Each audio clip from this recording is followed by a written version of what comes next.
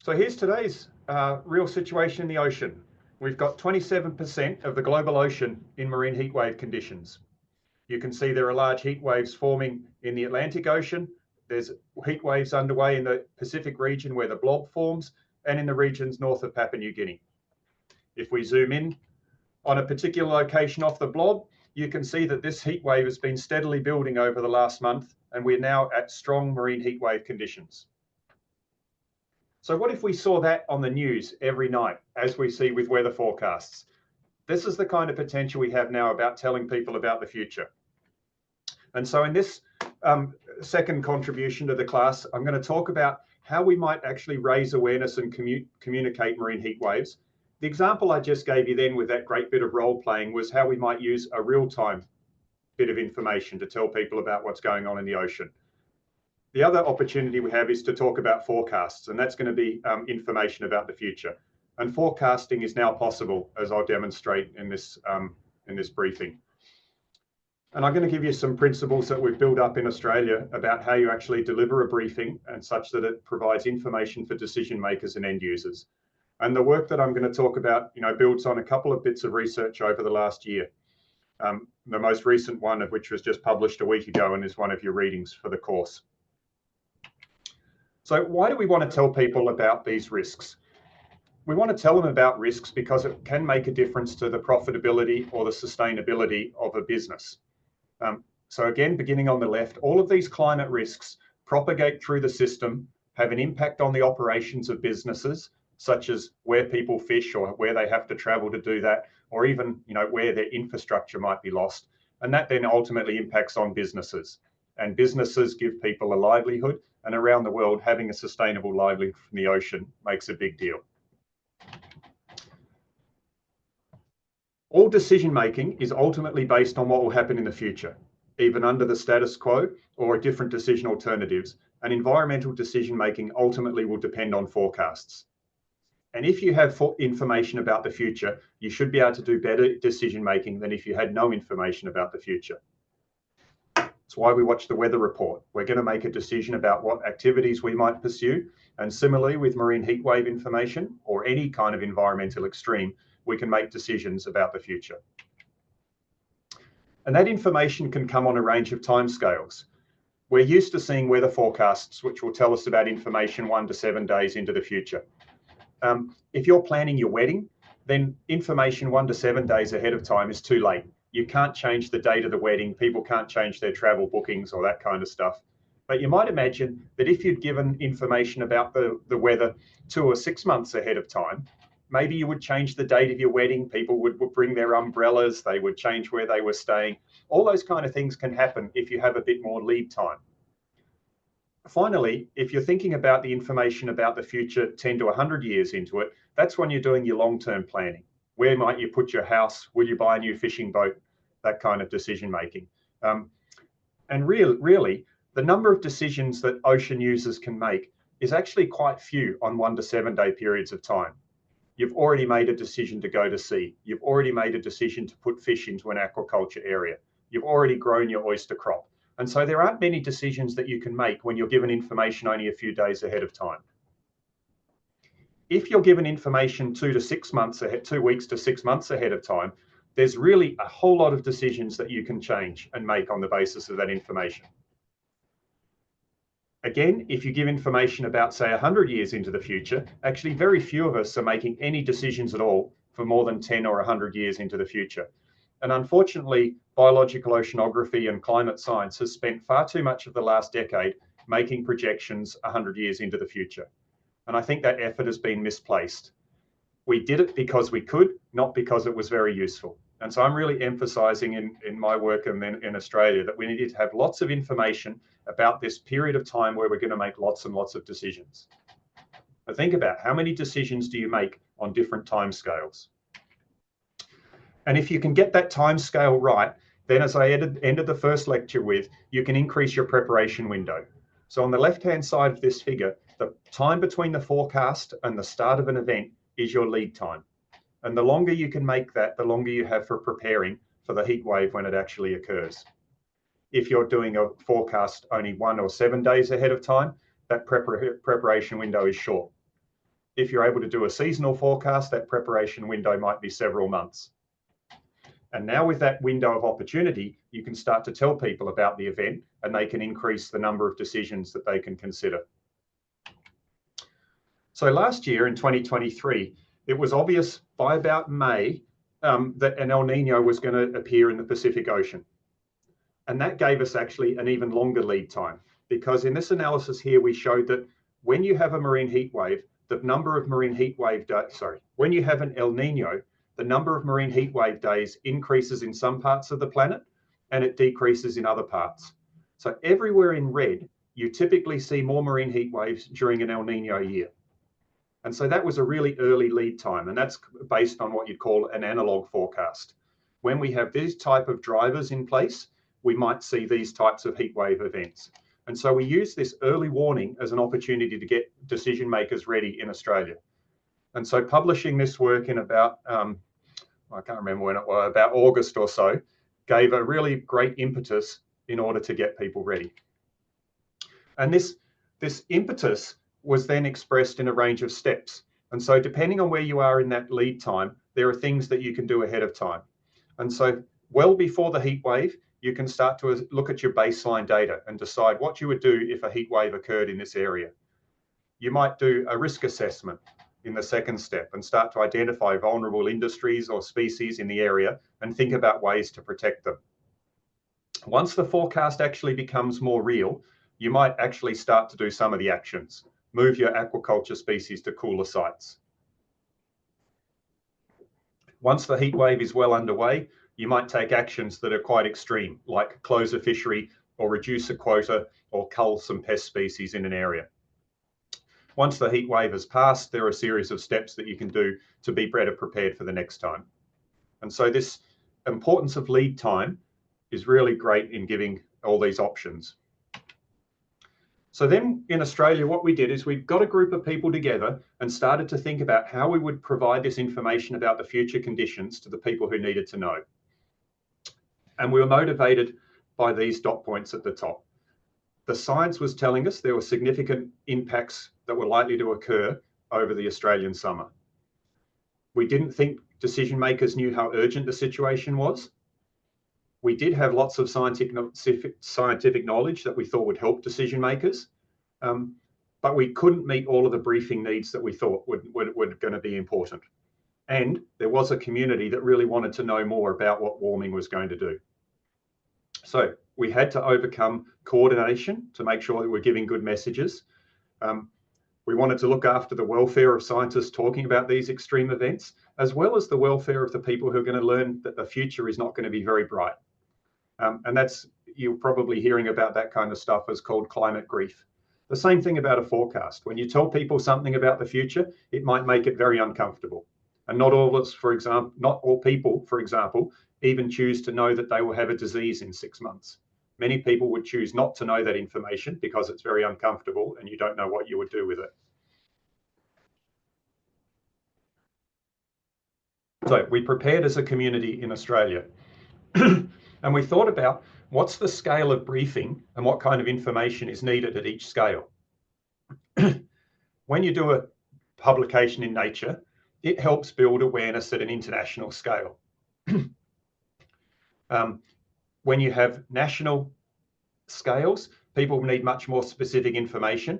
And at regional scales, people really want to know about the options that they can do in response to marine heat waves. So publications are fine, but they generally don't have as much benefit at local levels. And that's why my blue shape gets smaller towards the right-hand side. The value of publications is nice to raise international awareness, generally not as useful as a local scale. The amount of environmental specificity you need increases as you go from an international to a local. So that map I showed you at the beginning, which showed heat waves around the world, it's really hard to zoom in and see what's happening in your region. So once you get to local scales where people are making decisions, you need to have quite fine scale information. Similarly, the amount of industry specific information that's needed increases as you go to local scales. Capacity building is also really important at local scales, as are developing research partnerships. And so while you might think a lot of effort can be done in publications, they're not good enough to reach decision makers at local scales. So how do we set this up in Australia to share information about marine heat waves last summer? We began with national briefings, which were provided by Claire Spillman and myself. We then had a team of people who would do regional briefings, and they would take that information plus extra and deliver it at a range of state and regional briefings. And then there was a need for even more detailed information at the sectoral level. And so we had groups of people who were providing industry-specific briefings. The oyster industry wanted to know what a heat wave would mean for them.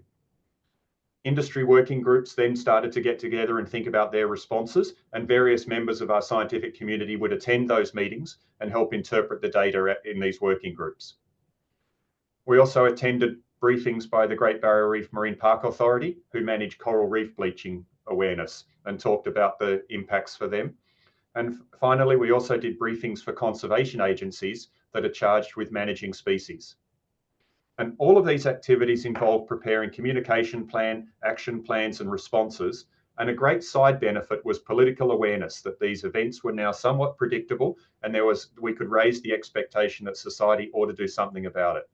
And again, if you remember my first lecture, one of my interests in working with marine heat waves, it tells us something about what the future might look like and can help you communicate about climate change and what damage that will do in regions if we don't respond effectively. So the rest of this, I'm going to describe what we've just published in this whole effort coming together to improve stakeholder capacity to respond to marine heat waves. And it was the first time, I think, that a country has prepared itself for a forecasted marine heat wave anywhere in the world. So again, the motivation for doing these briefings was that we were going to, over the Australian summer, which for us runs December, January, February, we expected to see very warm temperatures in some parts of Australia called marine heat waves. We established these coordination meetings, so we had national representation of scientists, and then delivered a series of 6 briefings over roughly a 11-month period. And we were able to begin in June because of this El Nino signal that said marine heat waves were likely.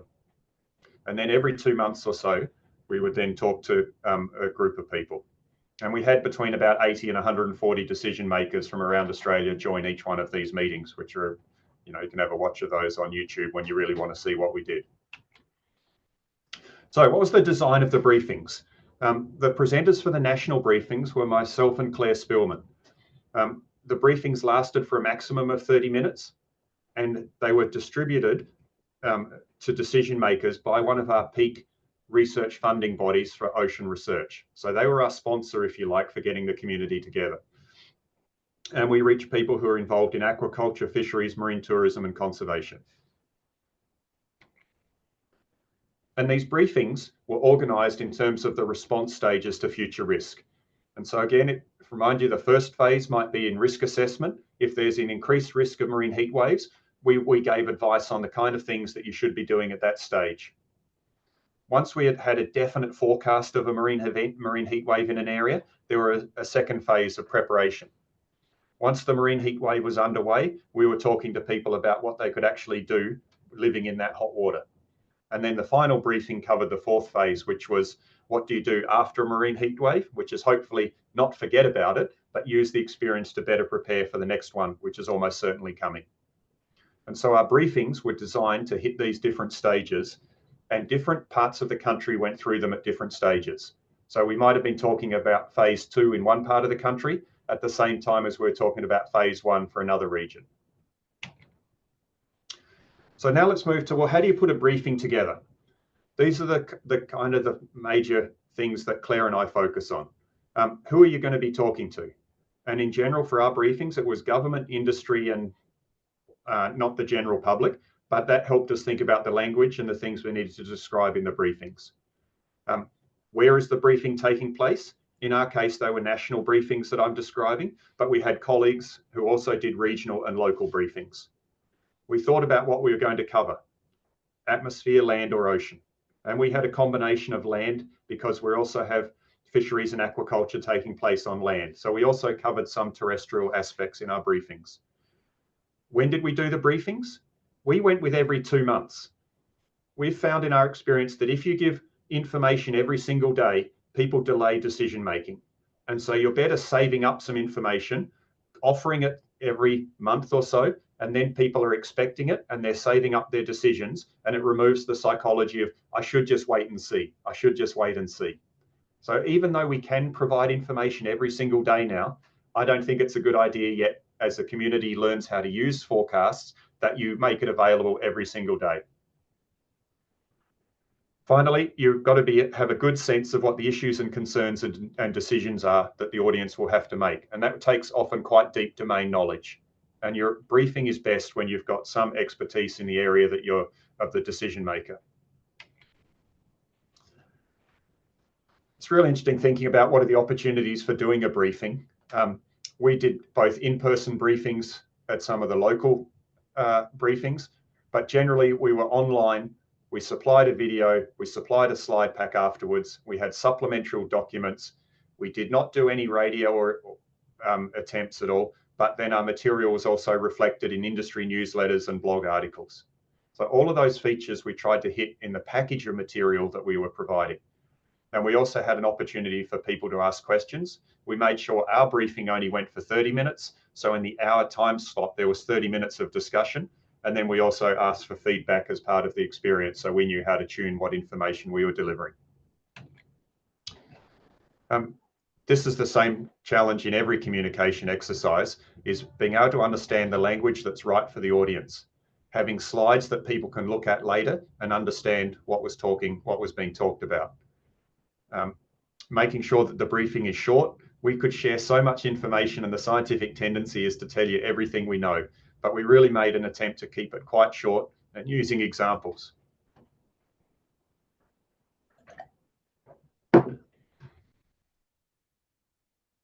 So in terms of what the material looks like in a 30-minute briefing, we had to work with a group of stakeholders who are joining our briefings who may not have begun even understanding what seasonal forecasting is.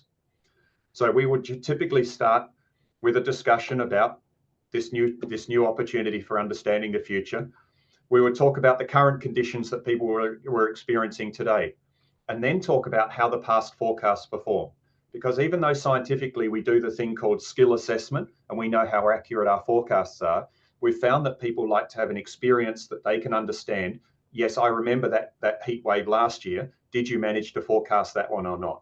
And so people really want to know about how single events have been forecast. We also talk about forecast accuracy, because forecasts are just that. They're not a guarantee of something going to happen. And it's really important that you have a user who knows what the accuracy or the skill of a forecast will be. We also talked about where to get more information, because we were keeping it simple, and then talked about when the next briefing would be. So I'm going to skim through these because I want you to think about the elements. So we would introduce seasonal forecasting. And S to S is seasonal to sub-seasonal. We talk a little bit about the model that we use and the observations that we use, and explain the important language that we need people to understand, like lead time or preparation window. We talk about how this current year is performing relative to the historical record. And so that would begin by saying, example in the top right, how years have looked recently in the waters off Australia, and where does this current year sit?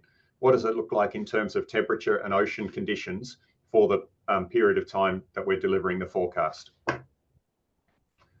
Again, what do the current conditions look like? They provide the important contextual information. And ultimately, we want the people who attend a briefing about heat wave conditions to be able to do it on their own within a short period of time. So explaining to them where signals in the ocean come from can build that forecast expertise. We would talk about how recent forecasts perform. So, for example, on the right-hand side was what we predicted would be the situation in July. And then on the left-hand side is what really emerged in July. And so you're asking the attendee to the briefing to have a look at those two pictures and think about, do they kind of look the same? And that spatial comparison is really useful for people to get a sense of whether forecasts are any good or not. And it's more effective than showing a skill plot. We then talk about, well, why is the ocean heating up a lot at this time of year, and point to different regions of the ocean that influence the different areas of the ocean that influence conditions around Australia. Because There are professional weather services that are providing information about these regions. And if you understand the link between those regions and your local conditions, you can begin to do your own expert-based forecast. We then talk about what the upcoming months look like in terms of those boundary conditions for the ocean. And so this, for example, shows a seasonal forecast with the current conditions on the left-hand side, and it's whether or not we will be in El Nino conditions in the pink half of the graph or La Nina conditions in the blue half of the graph. And you can see the current rating in black line. Then it goes to dotted lines and green, which are the projections. And in this case, we represent uncertainty around the future climate state by using what's called a plume plot. And they show you how many different models we ran, 99 different members, and whether or not they're all telling us the same thing. And so those ensemble members all said that we would stay in El Nino conditions through to January 2024. And the tightness of those ensemble members tells you how confident you can be in that result. And again, choosing to display this visually rather than with numbers was a deliberate attempt to make sure that people could grasp the concepts more easily. And then we'd say, and while this is an Australian forecast, on the right-hand side, how does the Australian forecast compare to other forecasts around the world for, in this case, one of the other climate drivers? Then we talk a little about some other long-range outputs, start to bring it down to a regional and local scale, and then talk about the different lead times. So we talk about temperature changes, for example, off the East Coast, and what might happen over the next period of months. We would talk about forecast skill, and that's particularly important. That's like your caveat. You know, I'm telling you about the future, but here's the likelihood of that forecast coming true. And so that's a really long conversation. And in every one of the briefings, we try to build the end user awareness of understanding skill. On the left-hand side, for example, that cut plot there shows you anywhere that it's dark blue, the forecast is reliable in the period of time that we're talking about. Areas where it's green or yellow or white, the forecast has lower skill. And so you should be cautious in those areas because the forecast is not as good. We then finish up with talking about where should people go for more information. We would make up other products that could be distributed, and you might stick to your office wall or distribute to your decision makers around your farms. And in particular, giving people access to both operational products, which you can find on the internet yourselves, versus the research products.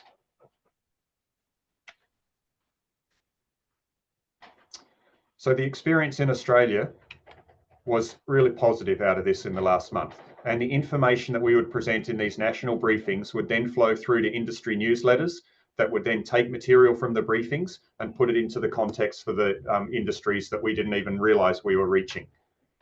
Interestingly, 2 of the states in Australia also prepared response plans. And these are a really great breakthrough. So for example, around the world, you might have a cyclone response plan or a hurricane response plan or a flood response plan. This was the first time, to our knowledge, people had prepared a response plan to an ocean event. And they have these documents now for these 2 of these states that says, when we receive forecasts about marine heat waves, here's how we're going to respond. Here's how we expect users to respond. Here's what the public might do for us. And then we also saw people presenting information at conference sessions and also producing other blogs or web pages that also amplified this information throughout the community. While we were doing national briefings, our colleagues were then preparing particular updates that would go to different states. And they varied depending on the interest of the researcher who was presenting it. And so, for example, in the middle one here, this was one for the Tasmanian state, and they chose 21 different areas where they wanted to report whether you're in heat wave conditions or not, at a really much more local scale. Similarly, a South Australian example on the right-hand side. So it really led to a great deal of targeted information that could be used by people. One of the really exciting things that happened as a result of these forecasts is that there was a conservation intervention. The fish on the left is called a red handfish. It's about the size of your thumb, and there are only 100 of them left in the wild. They live in an area of about 3 meters of water depth, and that's an area that heats up very quickly if we have heat waves. And their lethal temperature is about 21 degrees Celsius. Our forecasts were suggesting the temperatures would get above that 21 degrees over the summer. And so the Conservation Agency was worried that these animals would be impacted. And so for the first time, we did what's called a conservation intervention called a fish rescue. And divers went into this bay, collected 25 of the surviving 100 animals and brought them into captivity for the period of the summer. And so they were held in captivity during the hottest part of the year, and then they were returned in May this year. It's a good example of risk management. Some fish were left in the wild, some were brought into captivity, and bringing them into captivity is a risky activity. Of the 25 fish, 2 of them died in captivity. And so the Conservation Agency was very worried about that ahead of time. You can imagine the fallout if you rescued 25 fish and they all died in captivity. What a big risk that is. So for an agency to decide ahead of time on the basis of a forecast, we're going to make a management decision we've never done before is really great. And I think for me, it was a really powerful example of how information can make people think differently about the future and explore options they never have before. Now they've put those fish back in the wild, but they've put them into exactly the same spot that's likely to heat up again next time. And so then they have to start thinking about, well, are we going to rescue those fish every single year for the next 50 years? Or are there other options? And of course you can think of other options. Let's put them into a colder spot. Let's put them into a spot that's not exposed to heat waves. And so that experience of providing a forecast has opened up a whole set of conversations about what we might do to protect this really vulnerable species. Geez, they're a charismatic animal too. If you had to have a great example of an animal that the public would care about, this red handfish is it.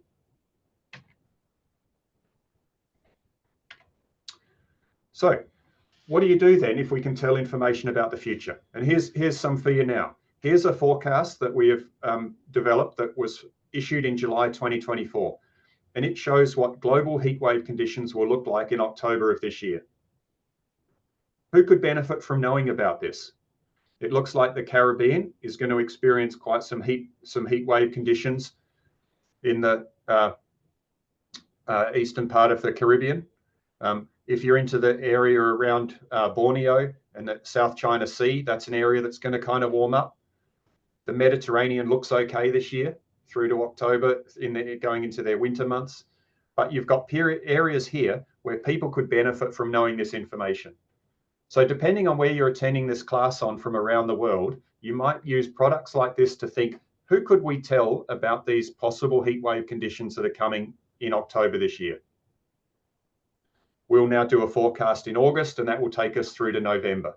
We'll do a forecast in September, that'll take us through to December. And so again, in Australia, we'll be tracking these events.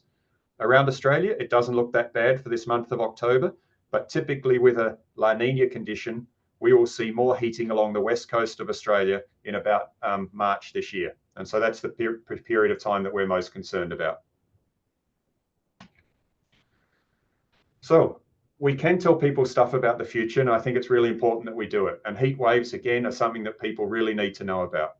So I'd say the take-home message in thinking about communicating that information, really think about the audience that you're going to present it to. Keep it as simple as you can.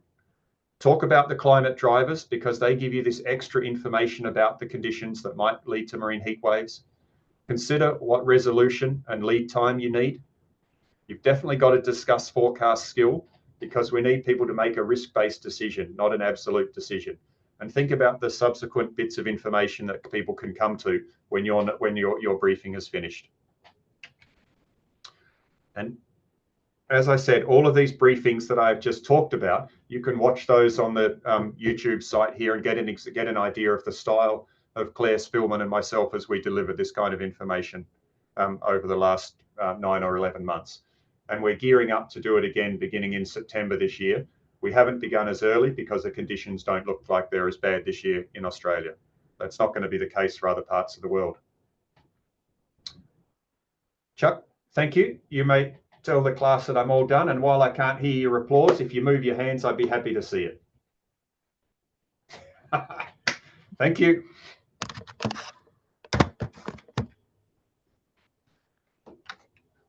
So people can put up their hands and but I'm gonna ask the question first.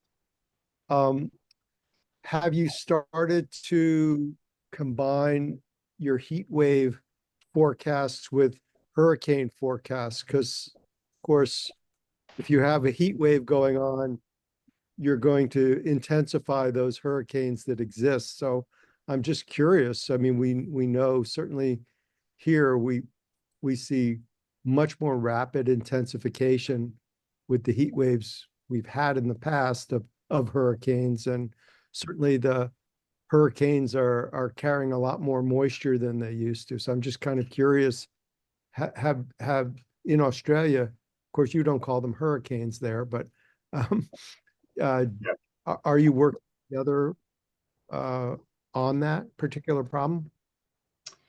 Yeah, working on that one.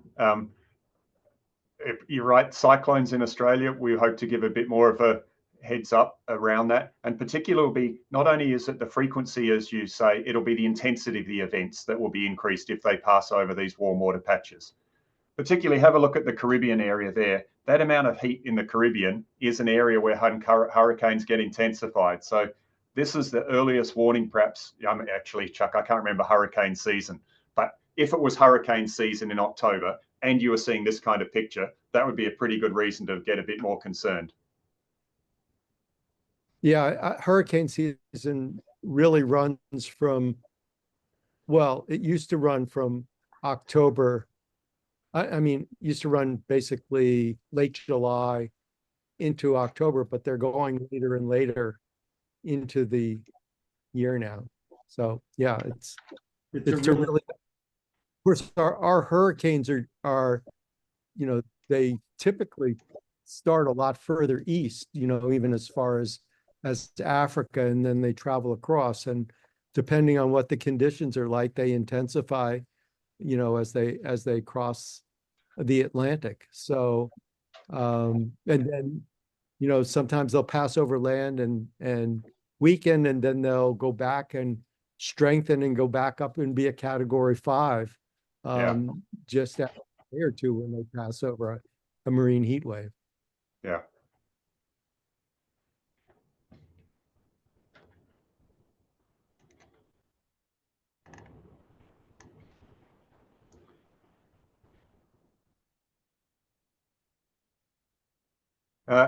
May I take a question that's just online, which asks me, along the Australian coast, are there any hypoxia areas? And are there any chances the hypoxia, lack of oxygen, would compound with marine heat waves? What are your thoughts? No, in Australia, the continental shelf pretty much goes from the coast straight down to the depth. So there aren't areas where hypoxia forms. Whereas, for example, in the Santa Barbara Basin, you've got, if my hand signals are right, you've got pockets of deeper water that are surrounded by higher areas. And so low oxygen areas can form in those basins there.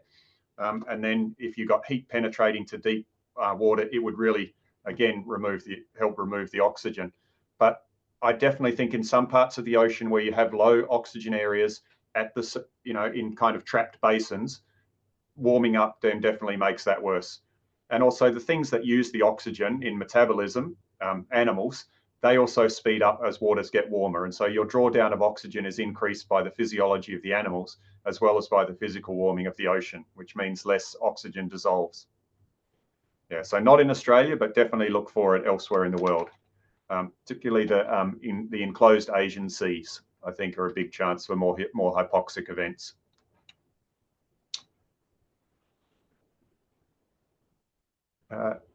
Chuck, I see. Hey, Anthony, I can hear you. Where are you sitting? In the room with Chuck or online?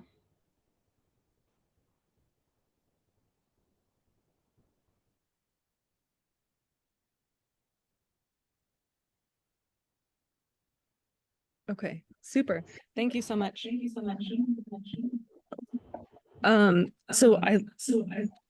Okay, sorry, we were getting some feedback. I loved your emphasis on the urgency to clearly and effectively communicate our science to society, both policymakers and the general public. But of course, it seems that there are a number of institutional barriers, especially in academia, that restrict this.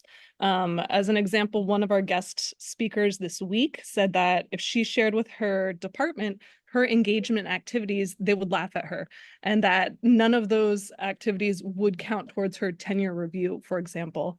So I'm just really curious. This is a two-part question. One, how might academic institutions better support scientific engagement by scientists?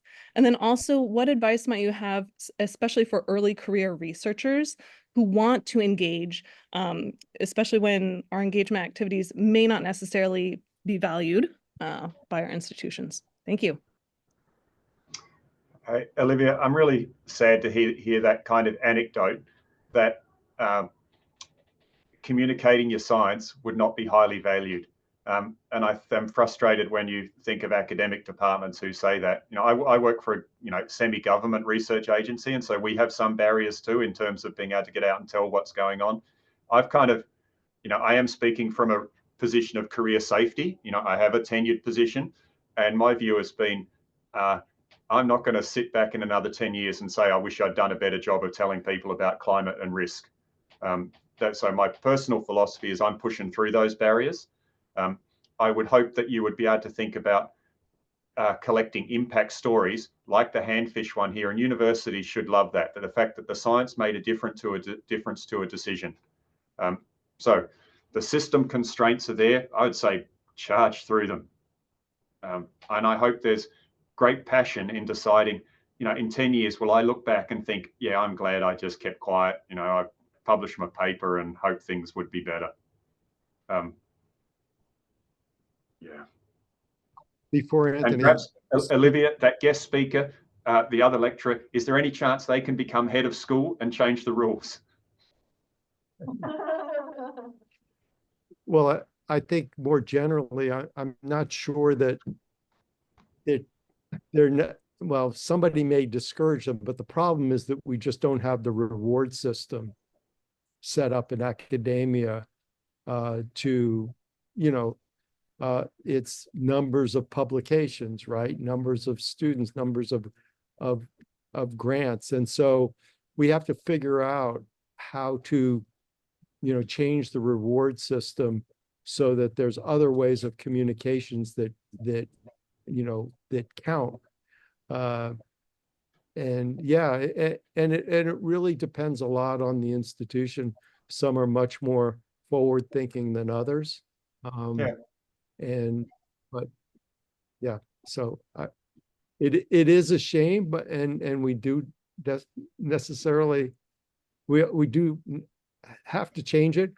And I think that your figures that you showed about the importance of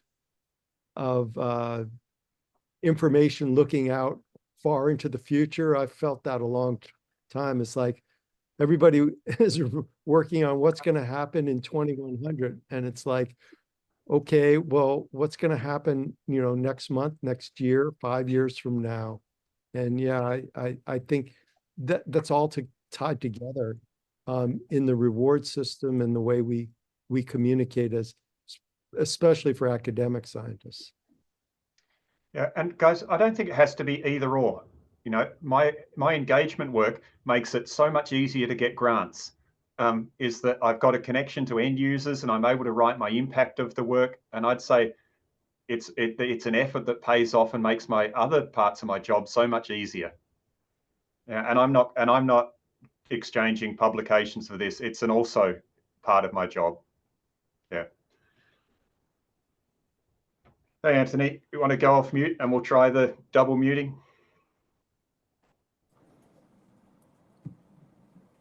Hi, Alistair. You have to turn your volume on. Turn mine off. Okay. Thanks for joining us again early in the morning. And yeah, this is a really interesting talk. It kind of made me think about, I'm originally, I'm in California now, but I originally am from Atlanta, and an issue that I remember having, because, I have like a lot of friends from like the Gulf Coast, is, fatigue, so getting many warnings and watches from different things. And, I know that I feel like it's great now that we're getting like attention to these issues. But to the general public, this could be viewed as like another layer of bombardment. So like, how do we avoid, I guess I'm calling it marine heat wave fatigue? So like, we're showing marine heat waves now are happening all over the place. And, how do we continue to, I guess, advocate for, like the uniqueness and the different events. And then also, like, how do we also distinguish between even hurricanes, right? So, we have a marine heat wave event, but I'm thinking, right, if we have some sort of warning system of marine heat waves, you can have a marine heat wave and also a hurricane. So then the public is trying to understand, okay, how do these correlate, and how do I not get bogged down by the different warnings? So I'm kind of curious what your perspective is on that. Anthony, I started off with this kind of joke as if I'm doing a weather report telling you about the current state of marine heat waves in the ocean. I don't think it'll ever make the mainstream media, because for 99 people in the world out of 100, it makes no difference at all to their lives. But if you can reach the people who are having to make decisions about their livelihoods, that's the group of people who need to hear about marine heat waves. And I don't think they will get fatigued, because they're making decisions every day about whether they're going to clean their boat, where they're going fishing. Are they going to harvest the fish in their pens? Are they got disease risks? Do they need to supply extra oxygen? Just like farmers do, people who use the ocean are making those kind of decisions all the time. And so they are constantly assimilating information. And I don't think we fatigue that group. As far as just general warnings, though, if you're just putting it out there and people aren't making decisions, I don't think you should bother telling them, because they will just get, as you say, fatigued. You need them to stay focused until they really need to make a choice. And so I guess I will say I have been careful in communicating, is that we kind of wait till we're, with the exception of the El Nino, which really gave us a very strong signal, I kind of wait until we're pretty sure the forecasts are going to be good. Why? Because when people first use a forecast, you want it to be right. Even though the forecasts are only 70% accurate, which means 7 out of 10 years you'll be right, 3 out of 10 you'll be wrong. You don't want your first year that you do it to be wrong, because then people will not believe it the second time. Even though you said it's only right 70% of the time, it's hard. So reach the end users that you need. The second part of your question about will the public get confused whether it's a heat wave or a cyclone, I don't think they actually need to know that a heat wave is supercharging the cyclone. I think the cyclone forecasters need to know, because it's giving them extra information, and maybe they then run a cyclone model where they've bumped up the sea surface temperature. And then it's those people who are just giving a single warning about cyclones or hurricanes.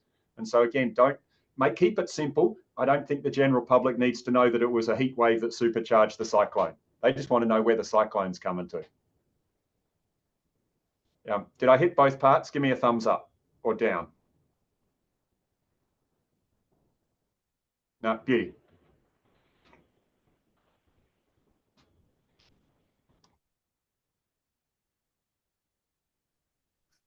Hi, thank you. Hey. Okay. No, that's me. Okay, great.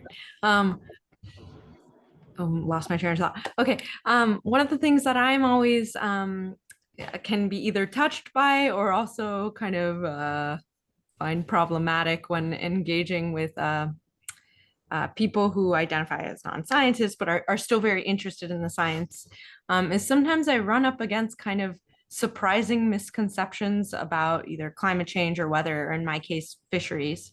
So I was curious, when you were doing these briefings in prior to the heat wave, were there certain pieces of misinformation out there that you were surprised to come across? And if so, could you give us an example of how you kind of tactfully responded to those questions or pieces of misinformation going around? Thank you.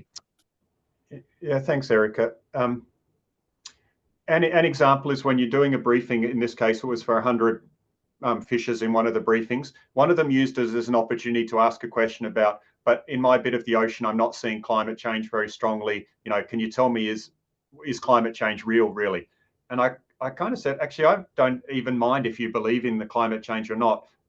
Are you seeing in some parts of the ocean things you've never seen before? And people are always able to say yes to that. And so I'd try and back away from the mechanism and just say, what are you seeing? In that case, if you're seeing it, do you really care what's causing it? Or do you want to just be able to respond and cope with it? And so for climate skeptics, I kind of say, I don't care about debating the mechanism with you. You can ignore what you're seeing, and then you might get a bit of damage that you weren't prepared for. Or you can say, actually, yeah, right, something is different. And fishers in particular are seeing, we know this, Eric, around the world, lots of things are changing. And so the evidence is in front of their eyes. And the convincing people, yeah, I began earlier in my research working much more on climate change. And like Chuck said, looking at the year 2100 and making projections because I could. And I began to think about, how many people still believe Elvis Presley's alive?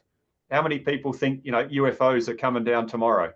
There's about, 15 to 20% of society that thinks, yeah, maybe that's still out there. That's the group you're never going to shift. So why bother? Spend your energy on the 20% of people who want to do something different and the 60% who are going to go with them. And I think if a fisher says, not useful to me, thanks very much. In fact, you might be the person who says, even if I knew I had a cancer coming in a year, I don't want to know about it. I'd rather just be hit with it when it comes. And that's a perfectly rational decision for making. People don't have to have information about the future. It can be confronting, and they might decide I'm happier just bumbling along. Yeah, thanks.